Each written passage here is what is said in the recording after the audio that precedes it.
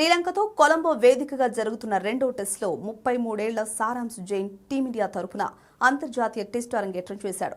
Senior spinner Kuldeep Yadav infection కారణంగా ఈ మ్యాచ్కు దూరం కావడంతో అతడి స్థానంలో సారాంశ్కు తుది జట్టులో అవకాశం దక్కింది. జాతీయ జట్టులోకి ఎంపిక కావడంతోనే సారాంశ్ ఓ అరుదైన రికార్డును సొంతం చేసుకున్నాడు. 21వ శతాబ్దంలో భారత్ తరఫున టెస్టులో అరంగేట్రం చేసిన అత్యధిక వయస్కుడిగా సారాంశ్ జైన్ నిలిచాడు.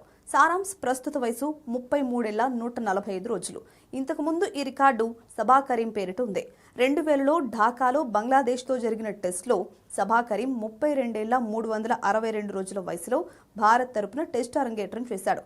ఇప్పుడు సారాంశ్ జైన్ 33 ఏళ్ల 145 రోజుల వయసులో అరంగేట్రం చేయడంతో ఆ రికార్డును అధిగమించాడు. అలాగే సారాంశ్ జైన్ అరంగేట్రంతో మరో ప్రత్యేక ఘనతను కూడా అందుకున్నాడు.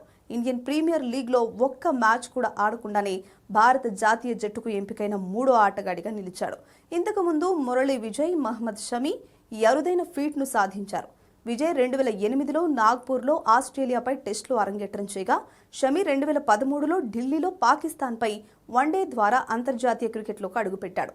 సారాంశ్ జైన్ చాలా కాలంగా దేశవాళీ క్రికెట్లో నిలకడగా రాణిస్తున్నాడు.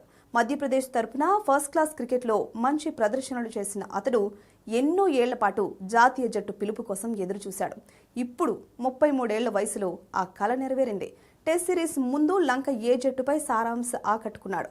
రెండో టెస్టులో 6 వికెట్లు తీయడంతో పాటు బ్యాటింగ్లో 70 పరుగులు చేసి బీసీసీఐ సెలెక్టర్ల దృష్టిని ఆకర్షించాడు. మరి ఇప్పుడు ఈ టెస్టులో సారాంశ్ ఏ విధంగా రాణిస్తాడో చూడాలి.